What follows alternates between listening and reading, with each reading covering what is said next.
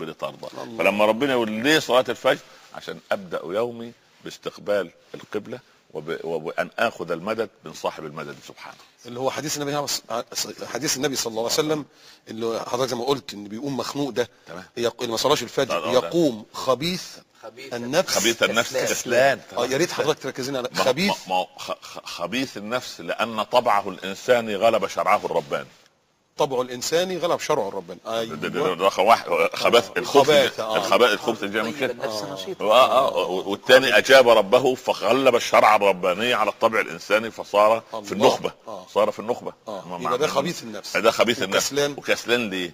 لان سبحان الله التعرض، يقال ان سبحان الله العلماء الكونيات اكتشفوا ان في اشعه في الكون اذا تعرض العبد لها تقيه من 70 نوع من انواع المرض. وهذه الاشعه عملوا لها احصائيه كده علميه، ويقولون انها تكون في كل بلد مع اذان الفجر. الله اكبر، سبحان الله. على مدار العالم كله.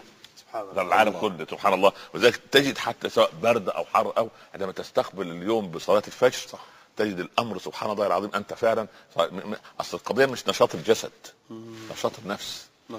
فاذا نشطت النفس سبحان الله، لان اهل الكهف دخلوا كهف الضيق فقال اووا لكهف ينشر لكم ربكم من رحمته، فاووا لكهف ينشر لكم ربكم من رحمته.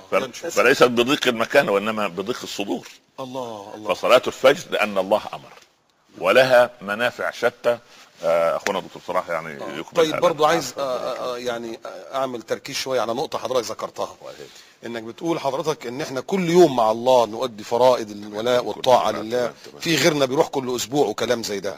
طب ما ممكن الناس تقول طب ما ده كويس، كل اسبوع انا قاعد مريح طول الاسبوع وهروح لربنا افتكره مثلا يوم في الاسبوع، يعني كل يوم كده، يعني ده حتى كتير كده. يقول تحترقون فاذا يعني تصنعوا ذنوبا تقتضي احراقكم بالنار. تحترقون من الصباح للظهر يعني. فان صليتم صلاه الظهر اطفاتموها ثم تحترقون فان صليتم صلاه العصر اطفاتم الى صلاه العشاء فان صليتم العشاء اطفاتموها فينام العبد وليس عليه خطيئه. الله اكبر، ما شاء الله. ما لنا في الوضوء يا رسول الله؟ قال اذا غسل العبد يديه تساقطت من يديه الذنوب من فمه الذنوب. قال ان بقيت له ذنوب يقول العلماء اخذت الملائكه ذنوبه فوضعتها على راسه، فاذا وقف ليصلي فركع تناثرت الذنوب، فاذا رفع تناثرت الذنوب، فاذا سجد تناثرت الذنوب، فاذا جلس تناثرت، فان سلم خرج من ذنوبه كما ولدته. ويصير بعد ذلك كله في الزياده بعد كده النوافل والذكر الله اكبر. بسم الله ما شاء الله. يغوص في البحر بلا تكلم. حديث النبي صلى الله عليه وسلم صحيح مسلم.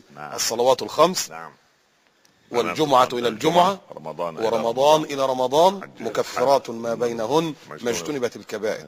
صلوات 5 على مستوى اليوم، جمعة إلى الجمعة أسبوع، سنة للسنة، رمضان إلى رمضان يبقى على مستوى ثم ميزان العمر كله. فتح الله على